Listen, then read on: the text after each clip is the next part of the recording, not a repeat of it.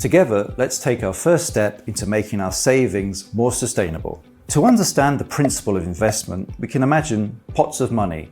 These pots are supposed to help you finance your personal, short, medium, or long-term goals, whether it's your next vacation, supporting a community wind farm project, or your retirement. To reach your goals, you need to choose financial products to help you. To make a proper selection, it's important to be clear about your financial preferences and sustainability motivations for each of these personal projects. Let's take Anna as an example. Anna has mixed sustainability motivations when it comes to her investment.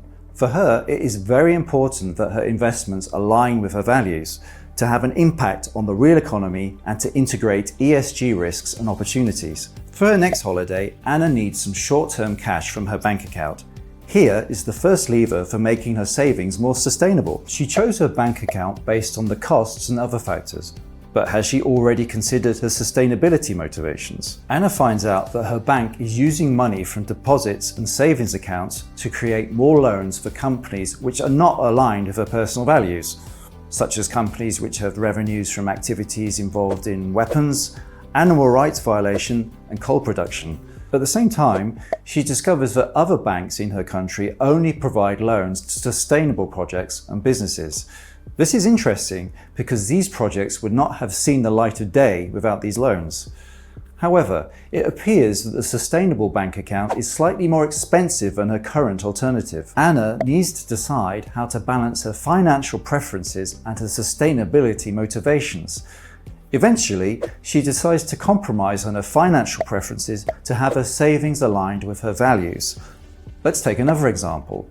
Anna wants to use part of her savings to invest in her retirement in 30 years. Anna is looking for an investment fund operating in different sectors and regions of the world. She wants this fund to offer average market returns and average risks, but her motivations in terms of sustainable development remain the same. Anna finds two funds very interesting to her. One fund only invests in companies which are in line with her values. The fund tries to make companies more sustainable by using its influence as a shareholder. The second fund excludes companies that are involved in weapon production and animal welfare violations. However, the fund does not exclude companies also involved in coal companies. But looking closer, the second fund only selects energy companies with credible plans for reducing their coal production and tries to make those companies more sustainable by using its influence as a shareholder. The problem is that the first fund has a higher risk and lower return profile than the second fund. In order to choose, Anna needs to decide how to balance her financial preferences and her sustainability motivations. Eventually, she decides to prioritize the better financial performance of the second fund. Although slightly compromising her values, namely avoiding investing in coal-producing companies, she is reconciled by the positive influence the fund will have as a shareholder, encouraging transitioning energy companies towards greater sustainability. There you are. You are now ready to take your first steps in making your savings more sustainable.